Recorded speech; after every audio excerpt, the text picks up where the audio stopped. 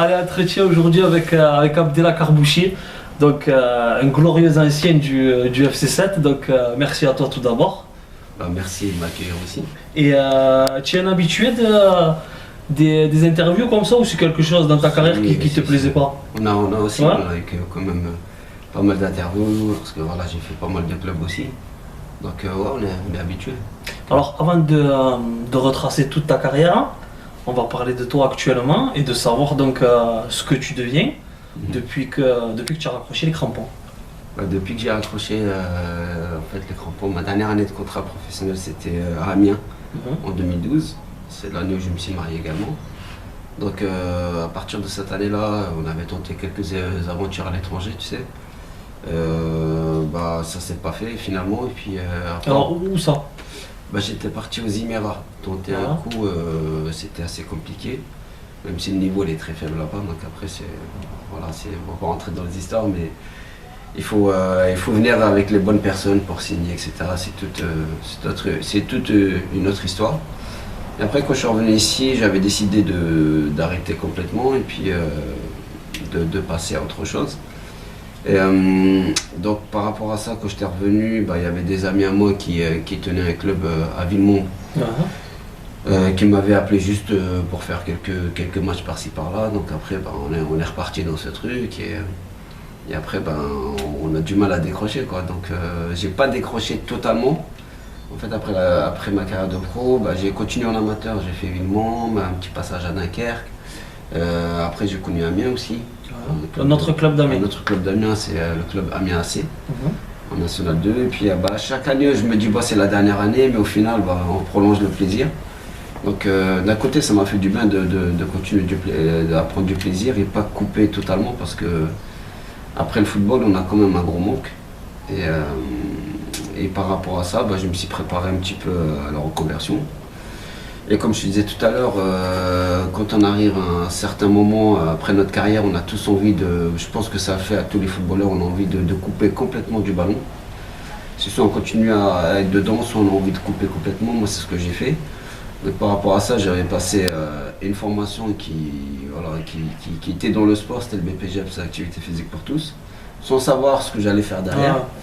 J'avais également mon BEF, entraîneur de football, mais je voulais pas entraîner. Mais tu as un peu entraîné à Villemomble quand même aussi, non? Oui, ça c'est après. Ah d'accord, pardon. Donc quand je voulais vraiment vivre, comme je te disais tout à l'heure, une expérience comme tout le monde, voir un petit peu La vie réelle, entre la vie guillemets. réelle, exactement, parce que quand on est dans le football, comme je te disais, on est toujours dans une bulle, on reste dans notre bulle et on voit pas ce qui se passe à côté. Donc ça m'a fait du bien parce que j'ai travaillé dans un centre social où il y avait un centre de loisirs dedans. Donc j'ai géré le centre de loisirs pendant 2 ans. Et puis depuis, j'étais retourné sur la région parisienne. Je continue à prendre du plaisir à Villemont, le club de foot, et le président, cette année-là, m'a proposé de reprendre l'équipe avec un ami à moi qui était préparateur physique. On était en R2. Première année, c'était une année de réussite puisqu'on arrive directement à monter en R1. On fait un début de saison R1 plutôt moyen parce qu'après il y a eu le Covid qui a coupé tout le monde. Donc là, cette année, je repartais pour une nouvelle expérience. Après, malheureusement, avec la direction, il y avait certains points sur lesquels on n'était pas d'accord. Donc j'ai décidé d'arrêter. Et actuellement, je vais retourner du côté d'Amiens. Le club que je te disais, là, le club ils sont en National 3 maintenant. Donc je vais être adjoint avec l'entraîneur que j'ai connu là-bas. D'accord, c'est ton fief, Amiens, on peut dire. C'est là que tu as débuté. Ouais. Hein? C'est là que j'ai débuté, j'ai passé par j'étais au centre de formation, j'ai fait ma carrière pro là-bas aussi. J'ai joué en amateur, donc voilà, j'ai beaucoup de repères là-bas. T'as tes liens. Voilà. Toute ma famille elle est sur la région parisienne, mais ma femme et mes enfants ils sont bien là-bas. Donc, Alors tu me tends une perche et on va revenir au tout début de ta carrière et donc à Amiens. Tu débutes avec l'effectif professionnel, me semble-t-il, en 1999. Exactement. Tu joues peu, tu es le petit jeune qui arrive. Alors le club est entre le National et la Ligue 2 à l'époque. Hein. Tout à fait. Et en point d'orgue, il y a quand même la fameuse finale de Coupe de France 2001 face au Strasbourg de Chilavert. C'est ça. Alors est-ce que tu as pris part à cette aventure un petit peu ou pas du tout? J'avais fait quelques bons sur les matchs précédents, c'est-à-dire les quarts, etc. Je crois même en demi-finale, où je me rappelle plus très bien. Et puis la finale, j'étais pas dans le groupe, mais j'étais dans les tribunes. Donc j'ai suivi l'événement de A à Z sans être sur le terrain sur la finale, mais c'était une bonne expérience. Comment on vit cette épopée? Et est-ce que malgré ton jeune âge, tu as pas mal vécu justement, comme tu dis, d'être dans le groupe et en finale de ne pas pouvoir tâter la pelouse du Stade de France? Bah, quand on est joueur de foot, c'est sûr que voilà, ça nous fait un petit passement au cœur. On est compétiteur, on va tous jouer tous les matchs. Après, bah, c'était les choix de l'entraîneur à ce moment-là, il fallait les respecter. Donc, Denis Troche à Denis l'époque? Troche, ouais. Denis Troche. Après, voilà, il n'y a pas de regret à avoir. Moi, c'était une bonne période. On était jeunes, certes, et puis voilà, je garde des bons souvenirs, très bons souvenirs de ces années-là. Alors en 2002, tu quittes Amiens et tu choisis le Racing Paris. Alors pourquoi avoir quitté Amiens? Est-ce que tu sentais l'horizon bouché ou au contraire tu as été pressé d'avoir des assurances de titularisation et tu as décidé de franchir le pas et de partir? Bah, je pense que c'est comme tous les joueurs, comme tu dis, quand on a 20 ans, on a besoin de jouer. Donc bah, comme je voyais que je jouais très peu là-bas, j'avais décidé de faire un essai au Racing. À l'époque c'était Jean-Guy Wallem. Le club était en National 1 et donc on a fait l'essai, c'était concluant. Je partais à la base pour être en National 1 et au final le club a été rétrogradé par la DNCG. Et l'entraîneur il avait monté une grosse équipe cette année-là. Ils avaient décidé de garder tout l'effectif qu'ils avaient recruté. Et donc on est reparti en National 2 et on a fait 2 superbes saisons là-bas. On finit premier et puis malheureusement sportivement on finit premier mais financièrement c'était toujours compliqué. Et j'ai refait une deuxième année pareil, bah, on a fait une très très belle année et puis bah, c'est cette année-là que j'ai décidé de partir parce qu'il y avait toujours un petit doute par rapport à la montée. Donc des 2 années quand même épanouies, avec de très bons résultats, ce qui fait que tu attires le regard du FC 7 et tu rejoins le FC 7. Alors avant de parler du FC 7, comment se sont noués les contacts avec le FC 7 et quelle a été la première personne à te contacter? En fait, FC 7, j'avais fait connaissance d'une personne qui est un ami encore à moi aujourd'hui, c'est comme un frère, c'est Olivier Mianet. Olivier Mianet, il est actuellement au Puy. Donc lui, il était à Marmande, si je ne dis pas de bêtises à l'époque. C'était le directeur général, c'est ça? Ou le directeur sportif, l'agent? Voilà, il est directeur sportif là-bas. Et il connaissait le coach Calabig. Ils sont rentrés en contact et puis ça s'est fait comme ça. Et puis à ce moment-là, il avait commencé un petit peu à recruter pour 7, à donner un coup de main. Et puis lui-ci, en même temps, il a décollé à partir de là.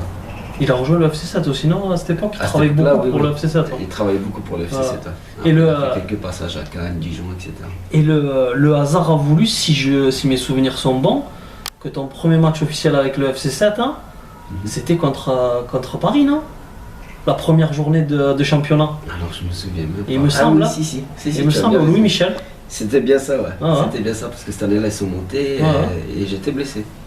T'as pas joué, toi? Il me semble que j'étais blessé, si je... Je crois ça que j'y remontait étais. tellement. Ouais, Parce qu'il y a eu un gros match ce jour-là de Nagim Boulila. Ouais. Et il me semble que toi, tu étais de l'autre côté. Il y avait Renal Srenzevic qui avait marqué aussi, je crois. Il me semble que tu étais après, je sais pas, je me prépare ma main à couper. Je sais plus très bien, mais moi j'avais l'impression que j'étais dans la tribune, mais c'est possible. Peut-être, à vérifier. À vérifier. Et donc là, on parle de la saison 2004-2005. Et très sincèrement, est-ce que tu t'attendais en signant à 7 ans qu'avec cette belle équipe, certes, mais est-ce que tu t'attendais à ce que cette équipe allait monter en Ligue 2 à la fin de la saison? Je vais te parler franchement. Pas du tout. Au début, pas du tout. Parce que quand je suis arrivé, en fait, quand j'ai vu l'effectif et je voyais de jouer aussi les autres clubs, je me disais quand même ça va être juste. Et d'ailleurs, au début de saison, le début de championnat n'a pas été extraordinaire.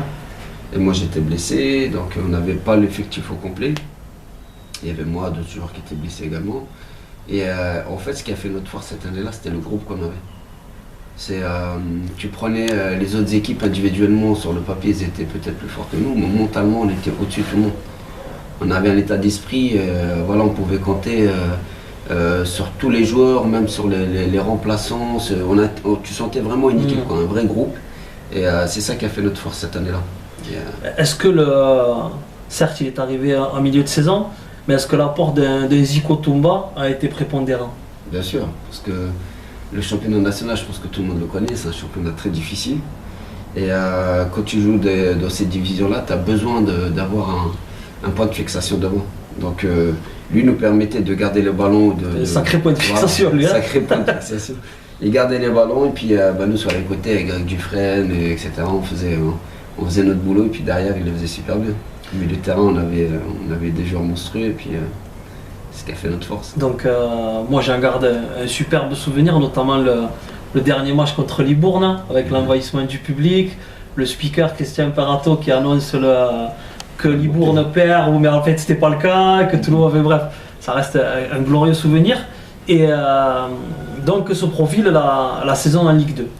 Est-ce que tu étais sûr de rester à ce moment-là ou tu as eu des contacts et tu as failli partir? Comment s'est présentée cette intersaison? Alors cette année-là, c'est vrai que j'ai eu pas mal de touches aussi sur la première année. Il y a eu pas mal de contacts qui étaient... quand on marche bien, généralement quand on fait une bonne saison, il y a des clubs qui appellent. Mais je me sentais tellement bien ici que voilà, et puis en même temps, on arrivait en Ligue 2, on était en pro. Donc je voyais pas l'intérêt de partir pour partir. Donc je voulais encore refaire une saison supplémentaire avec le groupe qu'on avait. J'avais tout pour m'y plaire. Donc, et d'ailleurs, c'est ce qui s'est passé sur la deuxième année. Quand on se sent bien quelque part, ça sert à rien de chercher, même s'il y avait d'autres clubs qui proposaient beaucoup plus financièrement. Mais moi, j'étais très bien ici. Alors, là, je vais être contradictoire à ce que j'ai dit tout à l'heure. Mais est-ce que tu t'attendais, la première année nationale, la montée, on ne s'y attendait pas, autant vous les joueurs que nous les supporters. Mais là, je pense, autant vous les joueurs que nous les supporters cette année de Ligue 2, jamais on aurait cru une telle saison cauchemardesque. Parce qu'il faut quand même rappeler l'effectif. Il y avait Doumé Olanier, il y avait toi, il y avait Tristan Lahaye, il y avait Benjamin Somme qui est arrivé après, qui a fini quand même meilleur joueur de Ligue 2 quelques saisons plus tard. Renaud Coad, qui a prouvé par Aimé Lavie. Il y avait les Grogna, Rouve, Galabuig, Gervais, Nicolas Camille qui a fait une belle carrière aussi, comme le Wajdi. Comment on peut expliquer une telle saison? Comment ça s'explique? Fabien Leclerc, super expérimenté aussi. Je pense que ce qui nous a tués, c'était notre départ en fait. Quand on fait un mauvais départ au début de saison, et je pense que début de saison, on a eu quelques blessés ici. Donc on a pris un mauvais départ et puis une fois qu'on rentre dans la spirale négative, on reste dedans. Donc malgré l'effectif qu'on avait, on avait une bonne équipe.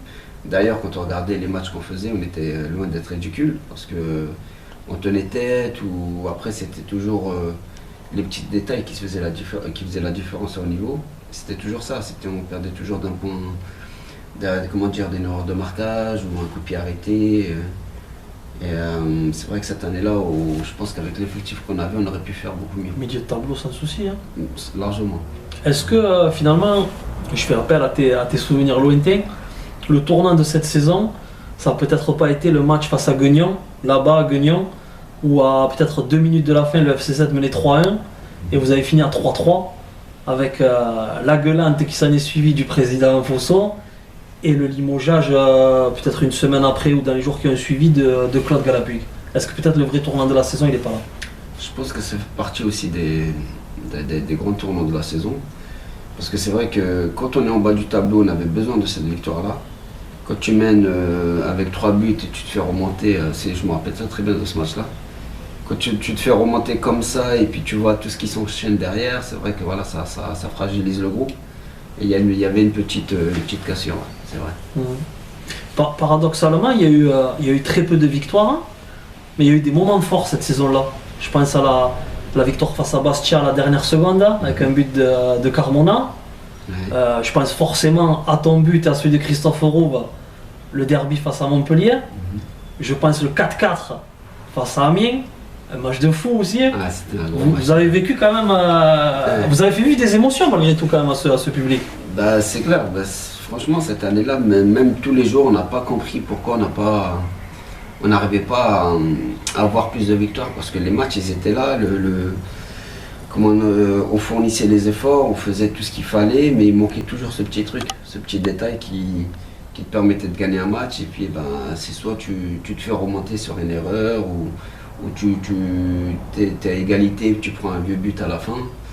Et c'était ces petits détails-là qui nous faisaient très très mal. Alors je vais t'en parler librement puisque j'ai interviewé l'été dernier Olivier Labruna et il en a parlé plus que librement lui justement. Et d'ailleurs, il avait fait une interview dans France Football à l'époque. Il disait que dans cette équipe, il y avait des tricheurs. Et dans l'interview après qu'on a fait, lui et moi, il disait qu'on laissait passer à certaines stars, entre guillemets, il a utilisé le mot entre guillemets, qui faisaient la fête toute la nuit et qu'ils arrivaient après, qui partaient en bus pour faire les déplacements avec les joueurs. Et c'est peut-être ça aussi qui a causé la perte de ce FC7. Qu'est-ce que tu en penses, toi? Ben écoute, lui, je te dirais que c'est un pur sétois déjà. Donc lui, il a vraiment vu le changement. Donc moi qui suis venu de l'extérieur, tu as des joueurs aussi comme ça dans tous les clubs qui font la fête. À partir du moment qu'ils sont bons sur le terrain, tu peux pas le reprocher. Là, Sauf que là, c'était pas le cas. Il faisait la fête et continuait à faire la fête comme il le faisait auparavant. Mais tu n'avais pas les résultats. Donc forcément, Est-ce qu'il y a eu des cassures dans le groupe? des cassures, mais je pense que voilà, dans tous les groupes, tu as ça. Tu as ceux qui jouent jouent pas, jouent moins. Donc ceux qui jouent moins vont regarder ceux qui jouent, s'il fait la fête, etc., qu'il n'est pas bon. Donc ça crée des tensions. Ça critique, ça crée des tensions. Je te dirais, c'est comme dans tous les effectifs. Donc je pense que si on avait eu que des victoires, personne n'aurait parlé de ça. Après, quand tu es dans les mauvais résultats, bah forcément tu vises ceux qui jouent pas. Alors toi, tu fais plus que surnager parce que comme on l'a dit, le FC7 finit bon dernier. Toi tu marques 9 ou 10 buts, ce qui est plus que pas négligeable là. Et donc tu attires les regards des autres clubs. Mais entre-temps, j'aimerais revenir sur le Maroc, parce que tu attires aussi le regard de Philippe Troussier. Et je me souviens, et là c'est une petite parenthèse, je me souviens d'un article du Midi Libre à l'époque, où Abdelkarazi aussi avait fait un appel du pied à Philippe Troussier. Malheureusement, ça n'a pas marché, il aurait bien mérité une sélection, Abdel. Donc comment tu as vécu cet appel de Philippe Troussier? Et comment s'est présentée la première convocation avec l'équipe du Maroc? La première convocation, c'est mon ami Olivier Mernier qui m'avait annoncé ça. Donc il m'avait dit ça par téléphone, j'habite à Ballaruc moi. Et avant t'habitais au Qui, je me rappelle. Ouais, c'est ça. Donc il m'avait appelé, c'était un soir, comme on s'appelait régulièrement, il m'appelle, il me dit voilà, t'es sélectionné et tout, moi j'y croyais pas. Je lui dis bah arrête, comme tout le monde, hein, avec des copains, entre jours on se fait des blagues comme ça, il y a tel club qui t'appelle, etc. machin. Et lui, il m'avait annoncé ça ce soir-là, donc j'ai pas cru, il m'a dit bah tu verras demain, tu vas au club, tu recevras un fax. Donc après, quand je suis arrivé au club, ils m'ont montré le fax, et c'est vrai que là, c'est une fierté. C'est l'équipe nationale, c'est tout un pays qui regarde, c'est ta famille, tes parents, ils sont super fiers, toi le premier déjà. Et c'était un grand moment ce moment-là. Alors est-ce que tu as joué avec l'équipe du Maroc? Alors oui, je fais comme on dit, une sélection. On avait joué contre le Cameroun. Et puis, rencontre amicale ou amicale, ouais. Amicale, ouais. C'était à l'époque le Grand Cameroun, donc avec les Eto'o, Rigo Berson, Jérémy Mboma, tout ça encore? Tout ça, Mboma, tout ça, c'était vraiment la grosse équipe. Et c'était un moment inoubliable. Et puis il y a eu une deuxième convocation, un deuxième stage là-bas au Maroc, sans finir sur un match amical, c'était juste un regroupement. Et c'était une bonne expérience, parce que là-bas j'ai pu rencontrer des grands joueurs simples. Parce que souvent, quand tu regardes maintenant je suis passé de l'autre côté, les grands joueurs, la plupart, ils sont simples. C'est ce qu'on dit. Les petits joueurs de bas niveau, ils se prennent pour des stars. Je te promets, c'est ça qui est marrant et qui est drôle. Tu vois. Alors comment tu as vécu le management, même si tu l'as peu vu, de Philippe Troussier? C'est un entraîneur assez controversé. Un entraîneur très sévère, très strict, mais exigeant dans le travail. Strict, exigeant dans le travail, il sait très bien comment faire jouer son équipe et là où il veut aller. Donc il est exigeant, que tu sois une star ou pas une star, c'est le même traitement pour tout le monde, et c'est ça que j'ai apprécié. Juste. Donc tu en gardes un bon souvenir. Très bon souvenir. Donc ensuite, transfert au Havre, dans un club plus huppé que le FC7. Et là tu côtoies une grosse ligne offensive avec tout simplement Jean-Michel Lesage, meilleur buteur de l'histoire du HAC, donc on ne peut pas faire mieux. Kandja Traoré, qui cette saison-là, je crois, ou la saison d'après, finit meilleur buteur de Division 2 avec Jean-Michel Lesage. Les deux en même temps. Et il y a Guillaume Waro aussi la saison d'après, il me semble, qui avait été prêté à Guignon avant, qui revient. Donc du très très lourd en attaque, sans parler de Steve Mandanda dans les buts. L'effectif, il était tout simplement impressionnant. Parce que quand je te dis, quand tu passes de 7 où tu as un bon groupe, une vraie équipe, là-bas tu arrives, c'est un autre monde déjà. Les infrastructures sont pas les mêmes, j'imagine. Ça n'a rien à voir. C'est vraiment au-dessus, donc c'est vraiment professionnel de A à Z. C'est un club qui est régulièrement en Ligue 1, donc ils ont les installations, et puis même au niveau de l'effectif. Là-bas, tu as la concurrence à tous les postes.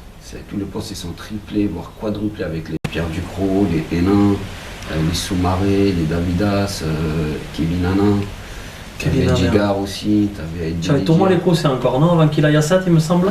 Lui, il était avec la réserve déjà à ce moment-là. Il était avec la réserve. Après, tu avais les Kondia Traoré devant, tu avais le Sage, tu avais du beau monde. C'était très solide. Ouais. Très très solide. Alors, comment ça se passe les débuts? Là aussi. Donc, les débuts, plutôt bien. Parce que moi, quand j'étais venu, c'était avec Thierry Huvenard. Ça se passait super bien. Donc, ancien défenseur du club. Voilà. Première saison plutôt bonne parce que je jouais. Après il y a eu des petites blessures comme tous les joueurs. Et puis la deuxième année, changement d'entraîneur. Je savais que ça n'allait pas le faire cet entraîneur-là. Qui était l'entraîneur? C'était Nobilo. Jean-Marc Nobilo. Donc moi j'avais sollicité mon agent pour partir. Je savais que ça n'allait pas le faire. Lui il comptait sur moi, mais moi je voulais pas travailler avec lui. Puis pourquoi? Au final, pourquoi? Tout simplement parce que quand il était avec la réserve, je voyais ses entraînements. D'accord. Ça me convenait pas du tout. Et d'ailleurs, quand il est passé en pro, il avait gardé sa méthode. On n'était pas trop pour ces entraînements. D'ailleurs, même Mandanda, donc lui, il a fini par craquer, il a fini à Marseille. Les joueurs, pareil aussi. Et malheureusement, moi, quand j'allais, par rapport aux autres joueurs, j'allais dire ce que tout le monde pensait tout haut. Moi, comme on dit, je lui disais que voilà, on avait besoin de toucher le ballon, parce que quand tu fais une préparation sans ballon pendant 15 jours, t'es joueur de foot, ça te saoule. Une fois, deux fois, puis à un moment, il m'a dit je comptais plus sur toi. Donc j'ai compris sa décision. Moi j'avais demandé à partir. À ce moment-là, il ne voulait pas me laisser partir. Parce que j'avais des contacts, il y avait Reims. Il y avait Reims à l'époque, Brest, il y avait pas mal de clubs qui étaient intéressés. Après t'as gagné, c'est ça? Ouais. Et après, il ne m'a pas laissé partir au début, et sur la fin, il m'a laissé partir à Guignon. Donc, autre club de Ligue 2 quand même? Autre club de Ligue 2. Comment se passe l'expérience avec les Forgerons? À Guignon, c'était Alex Dupont qui nous a quittés, et toutes mes condoléances à sa famille.